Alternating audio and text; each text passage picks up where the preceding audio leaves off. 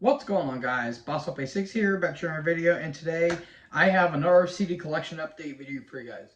This is my number 12, I want to say, and oh boy, I got a really good stack here. A couple of them did come in from Amazon, and the others I did get from the record store about 20 minutes for me.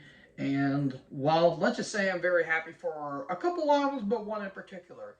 You may guess which one it is based off what I show up on Instagram, but without further ado, not wasting any time, let's get into these albums. Anthrax, We've Come For You All. This is the ninth studio album from this New York thrash act and, legendary thrash act, part of the Big Four along with Megadeth, Metallica, and Slayer. This is the last album of the John Bush era, and this era has always been divisive amongst the Anthrax fan base. Some say it's really good, or some say it's completely terrible. I'm kind of on the other side of that camp saying I think it's actually pretty good. His first album, Sound of White Noise, was actually a really, really, really damn good album for that time period. Yeah, Stump 442 was not good at all, and I really need to go into detail about Volume 8, The Threat is Real. But this came out in 2003, and this was kind of a dark period for the band in terms of what was taking place around that time. This came out in 03, and this was still around the Anthrax scare with 9/11 and all that stuff. And there was actually rumors thinking that the band may just either a break up or just not use the Anthrax name anymore. But lo and behold, the fans were saying no, don't leave, and lo and behold, they didn't. And this is kind of where they went a little bit more thrashy. They went more of the return to form for this band. And while it's not perfect by any stretch of the imagination, you still get that token groovy style.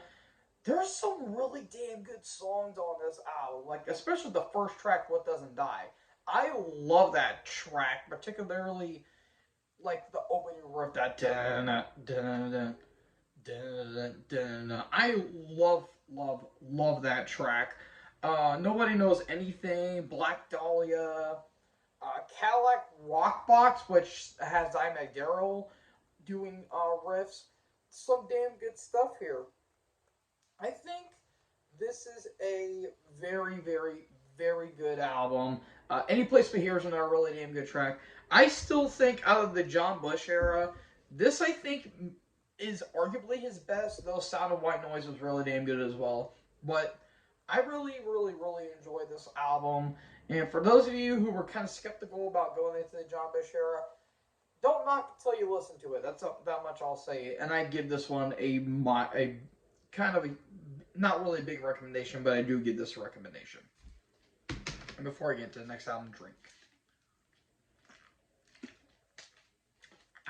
Water flavored water. It's so great. Candlemass, Nightfall. This is the second debut album from these Swedish nu metal legends. We have officially entered the Messiah McCullough era. Hooray! And all of his big floofy hair. Johan Lindquist, the original vocalist for Candlemass, left after Epicus Doomicus Metallicus came out in '86. And this is the follow-up to it. And yeah, we've entered the Messiah McCullough era, as I just said.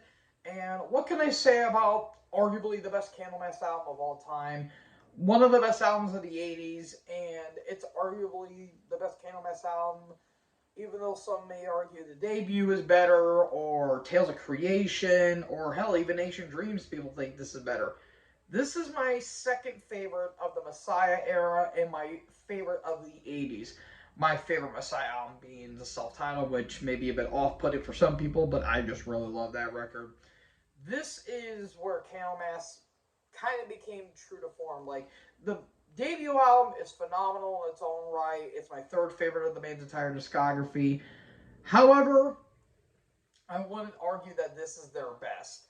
I love this record right here, and actually some interesting trivia for you guys. The first track, Gothic Stone, which is this really, really beautiful instrumental, was actually supposed to be the album title, but eventually got changed into Nightfall. But so many damn good songs. The Well of Souls is one of my favorites. At the Gallows Ends is one of my favorite Candlemass songs too. Samarthon, Dark of the Veils of Death, such a damn good song. Mourner's Lament, Bewitched, top 10 Candlemass song. This is a damn good album. I really like it. And top 5 of their whole career, without a doubt. This is a top 5 album. Not my favorite, but still really damn good. I give this a huge recommendation for you Candlemass, and especially for you doom metal fans. So yes, check this one out. Crowbar, Zero and Below. This is the latest studio offering from this New Orleans sludge metal act. I've wanted to check this one out when it came out, but I unfortunately didn't have a chance to listen to it. I did hear the track Chemical Gods, and that was actually some really damn good stuff. But unfortunately, I didn't have a chance to check it out. I did watch Thralls of Metal do the ranking for this band, and they did rank this a little bit high. And I heard nothing but great stuff about it. And I really wanted to get into Crowbar because Kirk Weinstein is one of the best guitarist of all time, and arguably the greatest sludge metal guitarist of all time. I mean, Jesus Christ, you just look at his stuff on Equilibrium or Odd Follows Rest or Broken Glass or the self-titled or Sonic Excess in its purest form. This is just, it's freaking Crowbar. People don't really think they have a flat-out bad album in their entire discography, but yeah, I'll have to check this one out. I have to form my own opinion on it, and maybe I'll get into Crowbar one day. But yeah, if you guys have checked this one out, go ahead and list down in the comments what you guys think about this album. So there you go. Gorgoroth, Destroyer, aka Destroyer, or How to Philosophize with the Hammer. This is the 4th studio album from this Norwegian black metal act. Oh boy, we've entered kind of an odd year for Gorgoroth, 1998. And yeah, the last album with Pest on vocals for at least a hot minute until Quantos Possut that I just got from the last album collection. And I don't think this is actually a bad album. In some ways, this has some of the best Gorgoroth songs. But in terms of the original era, out of the 90s, this is by far the weakest in their entire catalog because you have some really damn good tracks. There's some really damn good tracks on this album. The title track's really good. How the hell do you pronounce this track? Kristen Og Ulsik True. I apologize if I messed that one up. The Virgin Board, and especially Open the Gates. I love that track in particular. But there's so much random stuff on this album, especially on the second and last track, Blodofler, where it's just weird industrial noise. It sounds like a tank boiler. It's just very off-putting, and it doesn't really fit on this album in particular. It's not the worst album in their entire discography. Trust me, when we get to the Gaul and King of Hell era, that's certainly an era. But it's by far the weakest of the original original 4 of Gorgoroth. But it's not bad, but it's probably the weakest with Pest on vocals, and it's the weakest of the 90s in my personal opinion. But it's still solid, mild recommendation for it. But for you Gorgoroth fans, I'm willing to bet you guys might like this one. So yeah, check this one out. Iced Earth, The Glorious Burden. This is the, I want to say, 6th or 7th studio album from these American power metal icons. No longer Matt Barlow in the band, although he still had some fingerprints on this album. We've entered the Ripper Owens era. Hooray! And Ripper was still in Priest at this point, but eventually Rob Halford came back, and the rest they say is history. A lot of people tend to overlook this era of Iced Earth, and people say it's okay. I highly disagree. This is my second favorite of the Iced Earth albums behind, obviously, Burnt Offerings. Holy shit, did they ever put up a masterful album in their own right, because everyone tends to say, oh, this is all about Murica and all that stuff. And in some ways, yes, but it's about 60% of like talking about like the American like events like 9/11 and the signing and Declaration of Independence and the Star Spangled Banner, not the Exodus song, the Star Spangled Banner. But you also have songs like Attila, which talks about Attila the Hun, and Red Baron Blue Max. And it's just absolutely great, great, great stuff. But I can't talk about this album without talking about the epic three-part trilogy of Gettysburg, which talks about the Battle of Gettysburg, Devil to Pay, Hold at All Costs, and High Watermark. Just absolutely great stuff. I actually got this early than I originally expected, but it still says on Amazon it's still going to be ordered or it's coming in the mail, and it is pretty damaged. Like you open up the case, and yeah, it's pretty banged up. But I still got it. But I don't know if I get it. If I get another one, I might actually sell this one. But who knows? I have it in my collection. I finally have some Iced Earth in my collection. But yeah, this is a awesome, awesome, awesome album from this band, and I feel like a lot of people overlook it. But don't overlook the Ripper era of Iced Earth because you're missing out on some damn good stuff. Big recommendation. Judas Priest, Painkiller. This is the 12th studio album from the heavy metal gods themselves. And if you guys cannot tell, this is my favorite album of all time. When I got this in the mail, and I got this on Amazon along with Nightfall, I nearly cried because I'm like, I got my favorite album of all time. And you guys already know about this album. It's Painkiller, the best Priest album of all time. And I mean, again, what else do I need to say about this album that hasn't been said? It's perfection, in my opinion. And this is actually the 2001 remaster that has the bonus track Living Bad Dreams and Let the Rebel that they played live. And even on the back, it has this really cool little uh, passage here. As mankind hurled itself forever downwards into the bottomless pit of eternal chaos, the remnants of civilization screamed out for salvation.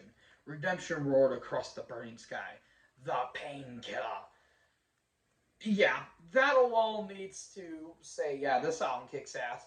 Title track, Hell Patrol, Leather Rebel, Metal Meltdown, which actually inspired the actual Metal Meltdown YouTube channel. So, yeah, there you go there.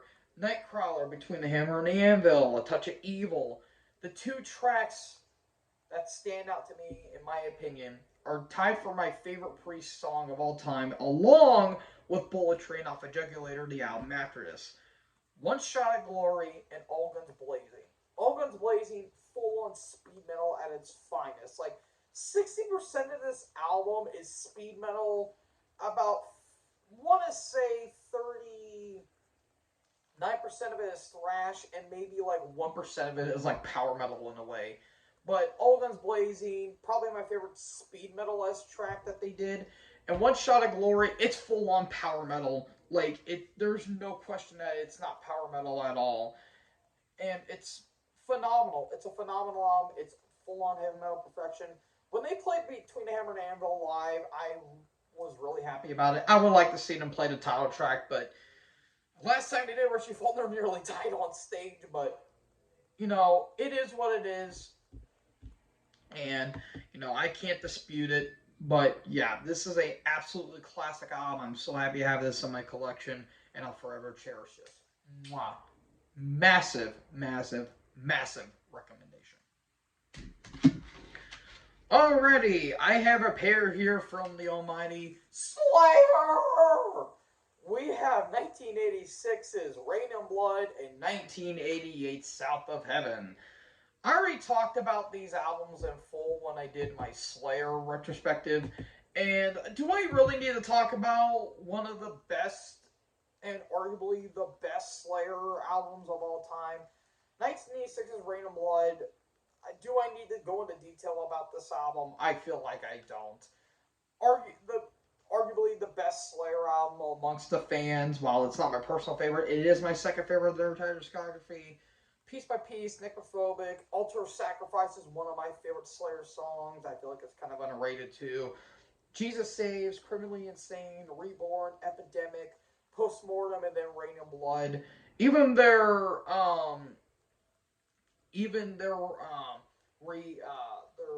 remaster of Aggressive Perfector, which they got from their demos, or the Hunt in the Chapel EP, is absolutely awesome. And not to mention too, this was all released on American Def Jam Recording, which was a hip hop label. And a hip hop label getting a thrash act of this magnitude, pretty ballsy move and very, very, very, very weird. But they made it work, and there's a lot of hardcore vibes on this album, especially on tracks like Reborn and Epidemic, and Jesus Saves to a lesser extent. Like, there's a lot of like hardcore moments on this album, and it's absolutely glorious. What can I say about one of the best Slayer albums? And I cannot do this album justice without talking about the greatest Slayer song of all time, "Angel of Death." Again, not my personal favorite. That personally belongs to Spirit and Black off of Seasons in the Abyss. But yeah, I'll agree that it's the best Slayer song of all time. Massive, massive, massive recommendation for this album as well, though. But then you get into 2 years later, 1988, South of Heaven. I've said it before in the past. This is my favorite Slayer record. I just love the mid-tempo and the more melodic style that they went through. Again, it's not as like balls to the wall, like speed and like heaviness and insanity as Rain and Blood, but I really love how they slow things down. It almost went doomy to a lesser extent, especially on tracks like Spill the Blood, where it has that really nice, clean acoustic intro, and that was actually featured on, I think, either Jackass or Jackass 2. I think it was on one of those movies, and they actually played that song, which was kind of fitting for how stupid ass those movies are. So, yeah, title track, one of my favorites, and actually, it was Edge's theme for his match against Finn Balor, the Hell in a Cell match against Finn Balor at WrestleMania this past year, which I did not think that was ever going to be on my bingo card of 2023, and I nearly creamed my pants when that happened. And that was a perfect, perfect, perfect song for like Edge's attire and all that stuff. Silent Scream is just messed up. It's an anti-abortion song. Live Undead, Behind a Crooked Cross is one of my favorites. Mandatory Suicide is one of the best. Ghost of War, Read Between the Lies is really underrated. Cleanse the Soul is one of my favorites, and their cover of Dissident Aggressor by Judas Priest is one of my favorite cover songs that the band's ever done, or just one of the best cover songs I've ever heard, period. Yeah, two massive recommendations, two of the band's best albums in my personal opinion. And yeah, I got some more Slayer, so yay!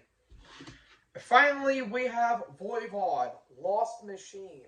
This is the latest live album from this progressive